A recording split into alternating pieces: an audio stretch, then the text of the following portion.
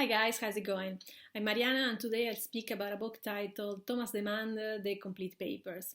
It was edited by Christy Lange and designed by Naomi Mizusaki of Studio Supermarket. It was published in England by Mack and printed in Italy in both coated and uncoated paper.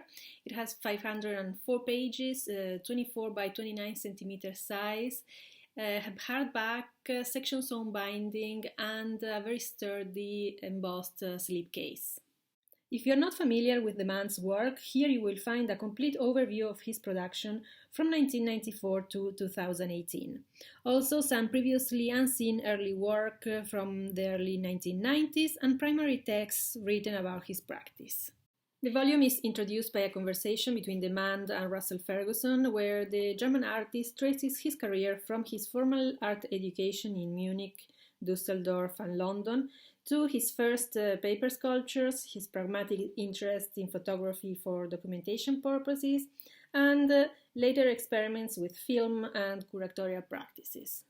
I started out making very basic things, trying out volumes and geometric shapes. I wasn't sure if I wanted to keep making sculptures, so I made them as cheaply as possible. And that's how I started making things out of paper. It was a very accessible, simple material with absolutely no risk involved in terms of wasting time or resources. But working with such a cheap, disposable material also gives you a sense of the broader meaning of the work. The early sculptures were models, a proposal that is intellectually strong but whimsical in its presentation. Just enough to show an idea. You're not impressed with the craftsmanship, it is something that anybody could do anytime. You're just impressed by the simplicity of the idea and its ability to trigger certain associations. At this time, I was photographing the models just for documentation purposes, before throwing everything away. It was just a way to understand if I was making any progress. Then I put two objects next to each other, and suddenly I had a narrative. 80% of what I do is concerned with the object.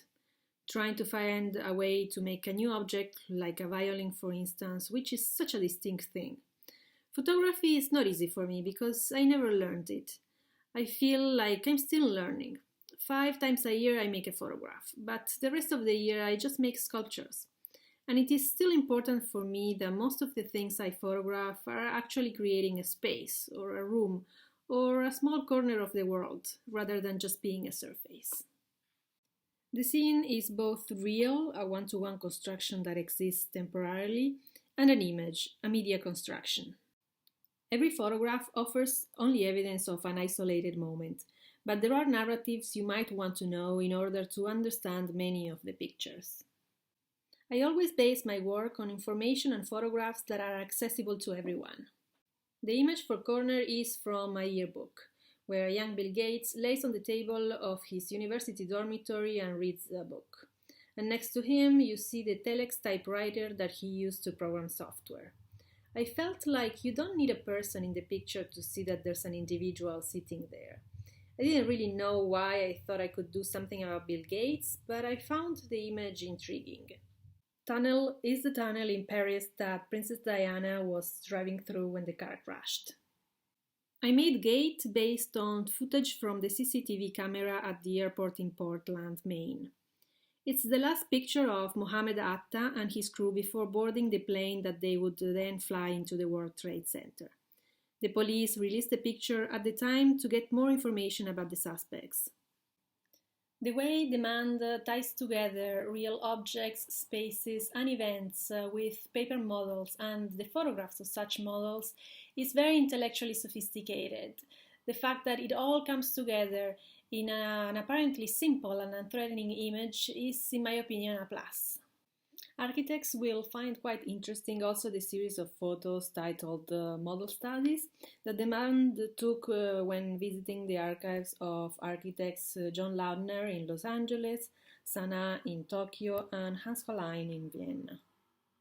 The structure of the book is quite straightforward. The works are ordered chronologically. Each year is marked by a loose 19 by 23 centimeters colored paper.